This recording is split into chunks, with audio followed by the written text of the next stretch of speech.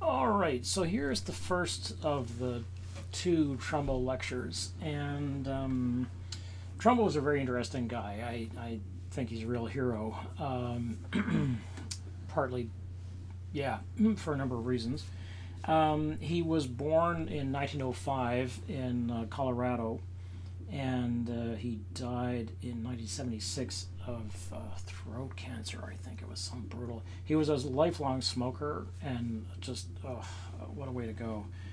Um, and he was raised in Grand Junction, Colorado, which he would later write about as Shale City. So it shows up again. It shows up in this novel, and this is one of five novels. He never had a formal education. He spent a year at the University of Colorado, and then his father died, and he had to go to work basically to support the family. And so the picture of essentially working working poor that you get in the novel is, I think, a reasonable picture of Trumbo. There are two um, biopics basically about him, which is saying a lot because for a very complex guy, he never got a biography. Is that right? Yeah, I think that's right. There's one or there are one or two books about him, but it's just I'm surprised that people haven't dug around and found more about him.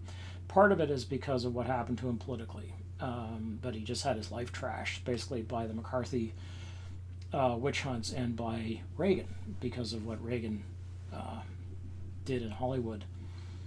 It's unforgivable, unforgivable. But anyway, it's one of his many one of his many war crimes, basically the beginning of them. So Trumbull left school to support his family, and he worked for 5 years, 8 years, between 1925 and 1933 at a bakery, the so-called Davis Perfection Bakery in Colorado. And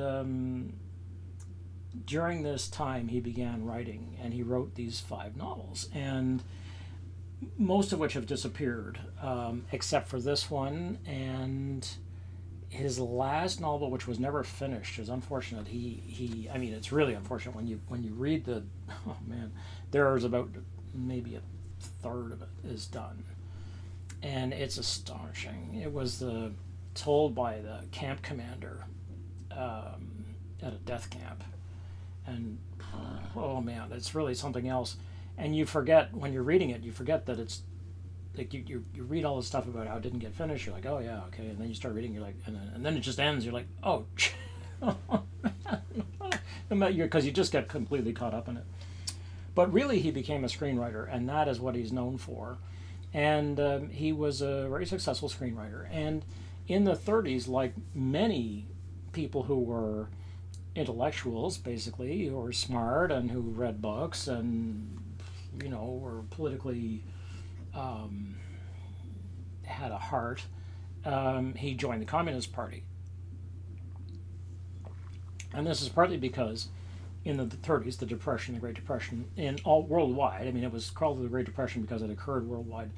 It was not unlike, I mean, the market crash of 2008, which wiped out people's savings and people lost their homes and so on. Maybe one of the best films to see about that is a film called 99 Homes with Michael Shannon. It's just a pretty good picture of the of the sort of the different sides that get caught up in it, and it's it's not some grim like grind your face in the terribleness of it. It also shows you sort of the predatory aspect of it, which I think is anyway, it's interesting. I like it. I like 99 Homes a lot. And but the thing about the 2008 market correction or crash is that everybody knew it was coming. I mean, the market was too high, and people were trying to make too much money. I mean, basically, the market this is what capitalism is. If you agree to capitalism, then you agree to win, when maybe you shouldn't be winning, and you agree to have your savings wiped out and people's lives turned over and people starving in the streets, because that's what capitalism is. And so that's that's the deal, is that there will be every 10 or 15 years, depending, a serious recession which will change your and your family's life and potentially destroy people's lives. All kinds of things are going to happen. Anyway, in the 30s, this was a global recession or global depression, and it was very bad. There weren't the safety net basically that we now have, even as people are trying to cut it apart. That didn't happen. And you might say, well, why didn't the government invest in essentially the economy the way that we have in the last, say, 2 years over COVID? And the answer is it's a combination of things. One is that the political will wasn't there. Two, government wasn't that big. In the 30s, government was as big as it is now. I mean, now government is a serious force, but it just wasn't that big. Three, the government hadn't yet been through this kind of depression, and they didn't know just how bad it could get. I mean, they figured, it'll be a year or 2 years. They didn't think on 10 years, And it also started with a bubble, as these things mostly do, and then it was a panic in the market, and then everybody lost, and everybody, all this. Essentially, the problem there is that market valuations of things are completely arbitrary, just the way language is completely arbitrary. It's something that's made up by human beings. There are some things which have valuation. They actually have value. Water has value. Land has value. Arable land has value. Growing things has value. All these things have making textiles that we have to put on our bodies for clothes. Those things have value. But speculating doesn't have any value. It's speculation, right? So anyway, people in the 30s who were witness to this, which everybody was, the people who were intelligent, basically, and were reading books were like, this is screwy. This is crazy. The people who are hurting the worst are the working class.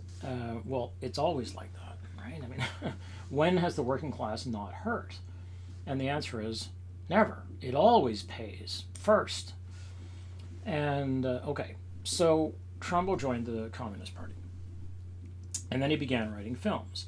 And after the war, and during and after the war, when the Red Scare, which I talked about, McCarthyism, before the Dr. Strangelove story basically kicked off, this took people's jobs. So what happened was McCarthy, who was a senator, gained the kind of political clout that Trump has gained. And he was the same kind of con man and huckster. I mean, basically, there was nothing really there. He just kept saying, I have this list of people. And people were like, oh, you got a list? Oh, my God, I hope I'm not on it. And so he, bribed, cajoled, blackmailed his way into power. And people were like, yeah, he acted on fear. They fell for it. And so one of the things he did was what is now called familiarly the House Un-American Activities Committee, HUAC, never actually was called that, but it doesn't matter. If you look up HUAC, HUAC, you'll get a bunch of hits on it. He found somebody who would go to Hollywood and hunt Reds for him, and that was Ronald Reagan. And Reagan went, and Reagan's secretary at the time came to him and said, oh, I'm afraid I might be a communist. And he was like, oh, I'll shrive you, I will redeem you. And he redeemed her, and then he married her, right? That's Nancy Reagan. And these two crazy people. And so then, of course, he wound up being governor of California, and then he became the president. Trumbo got caught up in this, and basically, so what happened was they would, if the committee got interested in you, that could end your career. So the way to get around this was you got a lawyer, which you didn't have money for, and The lawyer went to the committee and said, my client is prepared to come forward and be a friendly witness, which meant that the client would cooperate. That was the idea. And so you would be called, you might be called, or you might not be. If they were playing ball, if you were playing ball with them and they were playing ball with you, you would go before, say, a member of the committee and say, here's a list of 5 names of people who also joined the party. And they'd say, okay, you've shown us that you're a true American, you're a patriot, we'll let you go, and you'd be let go. But you had to turn in your friends. And then they would call the next 5 people, right, that you just gave them the list of. So people were ratting out their friends and trying to avoid, and what was the price? Well, the price was, if you didn't, you could go to jail. And that's what happened to Dashiell Hammett and a number of the so-called Hollywood 10. So the Hollywood 10 was this group of 10 people who were all different, did different things in Hollywood. And they refused to name names. And Trumbo was one of these guys. So he was called before the committee. And they said to him, you are, have you now, or are you now, or have you ever been a member of the Communist Party? And if you said, I take the Fifth Amendment, which is the amendment that is part of the Bill of Rights, the first 10 amendments of the Constitution, as you know, it means you don't have to incriminate yourself. So you don't have to give an answer which might incriminate you. The problem with taking the Fifth Amendment in these circumstances was that it was immediately assumed you were guilty, because if you weren't guilty, you would answer. The thing about answering is that once you start answering, you have to go on answering. You can't take the Fifth Amendment sometimes and not at others. You have to take the Fifth Amendment and then keep on taking it. So you basically you start refusing to answer, you become a hostile witness. If you have become a hostile witness and you're treated as hostile by the committee, they can jail you. So that's what happened to a number of people. So Dashiell Hammett went to jail. He had tuberculosis. Perfect, great. And they didn't give a shit. And Trumbo, they came for Trumbo too. And he said, oh man, he was ready for them. And this, I cannot imagine the courage it takes. I mean, I can imagine it, but oh my God. So they said to him, are you now, or have you ever been a member of the Communist Party? This is a question they always asked. And he said, I refuse to answer that. And he didn't just take the Fifth Amendment, he refused to answer. And so they said to him, and so the chair gets angrier and angrier. I mean, they got angry fast, and then they were like, that's it, because they were working themselves up to put people in prison. So they knew they were wrong, so they had to get angry. And so he says, the chair says something like, answer yes or no, And Trumbo said, oh man, that was it, straight to, well, they didn't put him in jail. I don't think they put him in jail. I think they suspended his sentence.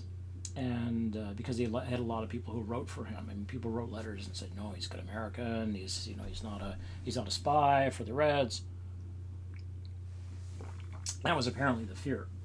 Really, the fear was that they just needed an enemy. The Cold War was on now, and this is what Chomsky is talking about when he talks about communism in the propaganda model, when he says, this fifth thing or the sixth thing in his propaganda model is communism. This is the kind of thing he's talking about, where basically you just use, it's now terrorism, doesn't matter, some ism.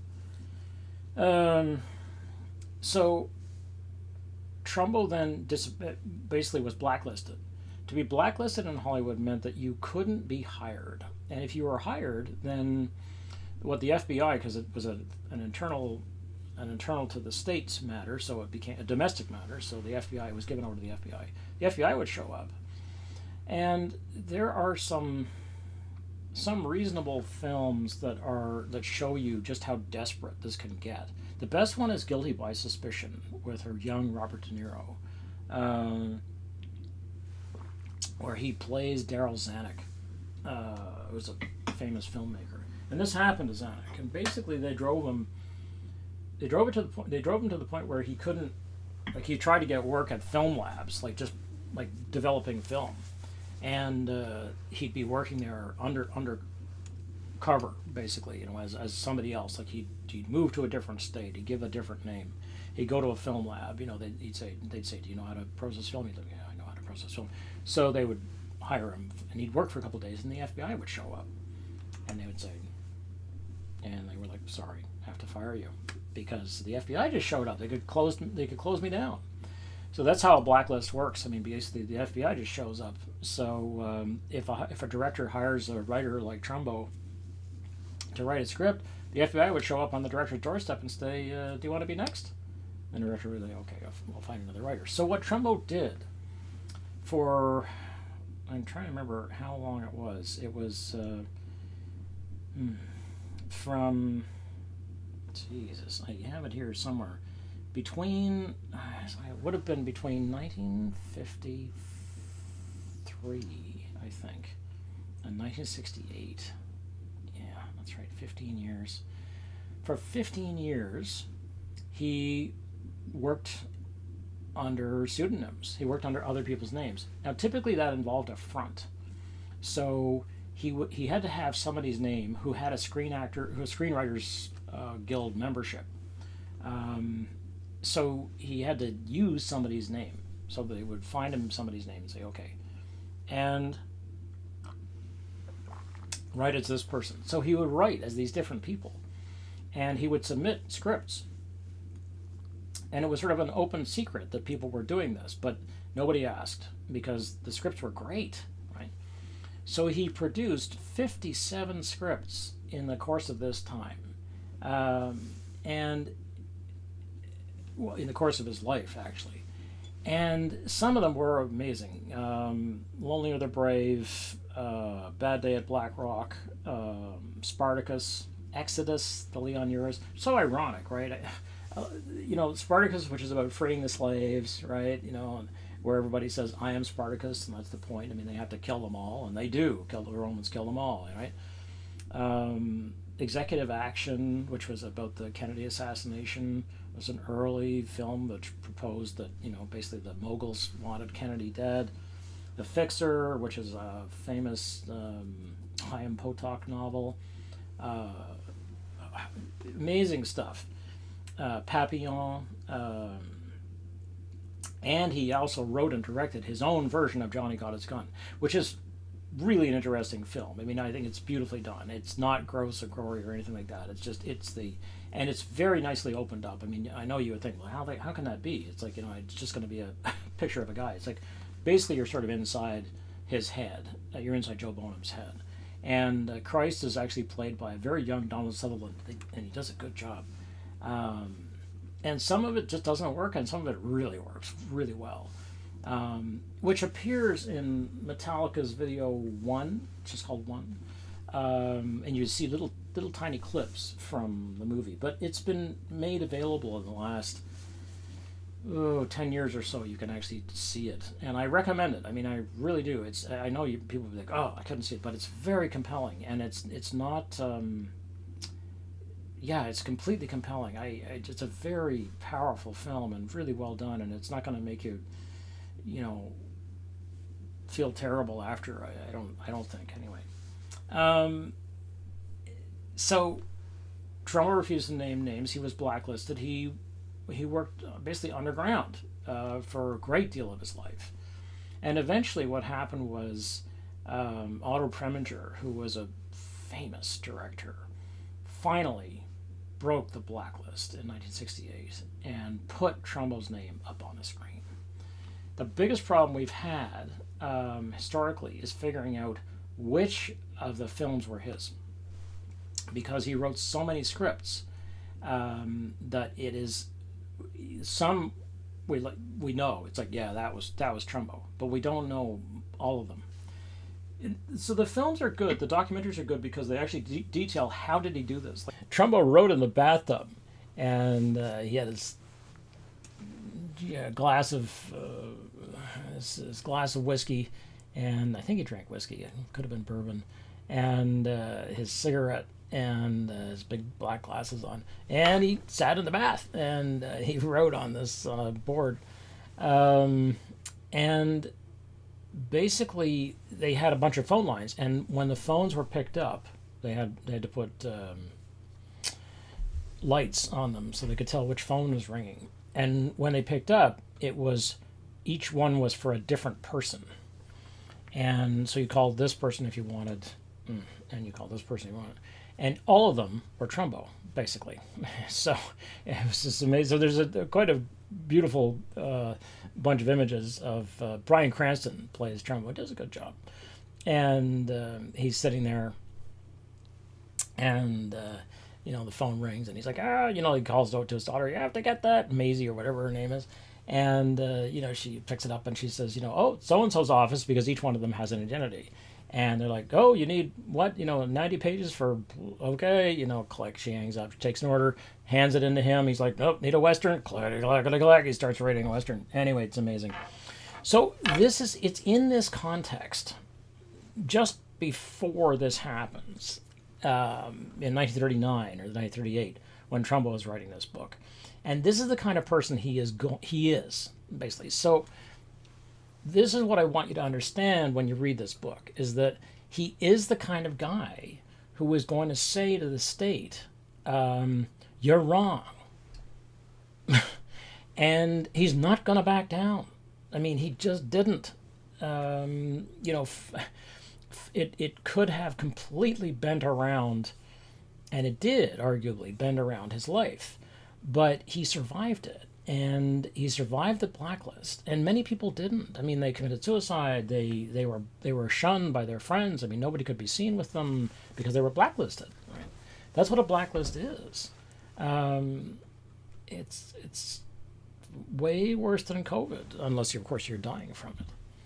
So, and then, he was alive for a very few years, 4 years. He was alive for a few more years. 8 years after post-blacklist. And that was it. Then he died, So, and he actually plays, if you want to see him, if you want to see the actual guy, you can look him up on YouTube. You'll find little clips of him being interviewed when he's a good deal older. There's one beautiful clip where he says, well, what happens when you can see this coming? Well, the man knocked on the door and you got that pink slip. What the first thing you did was go out and try to sell your house before anybody discovers, so you can at least get a fair price for it, or as fair as possible. Don't let anybody know. Keep it quiet. Get as much work as you can in before it becomes public. Save every penny you have, sell what assets you have, and get ready to become nobody. It's to some extent, it's every refugee's story, but he's an internal exile, right? Anyway. So this is the context in which Joe Bonham is born, basically. It's all about to happen, and it hasn't happened yet. And Trumbo withdrew the novel. He wrote the novel, and then he withdrew it in 1939 because he was afraid it would be taken as an anti-war book, and it sure is taken as an anti-war book. And because he believed that they had to fight the Nazis, and so he was like, no, I can't do it. So he withdrew the book. So a man of very particular politics who knew what he believed. And to some extent, the book is a concentration of all of these things into this little story. And as many authors do, he puts a little description, just the way Vonnegut does, or Vonnegut describes, essentially Slaughterhouse-Five, when the Tralfamadorians say, we don't write novels, but we do put together pieces of art which show the range of beauty and terribleness and so on, all seen from different points of view at the same time. It's like, oh, okay, so that's a description of Slaughterhouse-Five. And the same thing happens here on page 225 of Johnny Got His Gun, where Joe thinks he would concentrate the whole war into such a small piece of meat and bone and hair they would never forget it as long as they lived. And to some extent, I think that's what Trumbo was trying to do, and I think it's been very successful in many ways. So what is it to be treated like a piece of meat? Okay, have a look at this piece.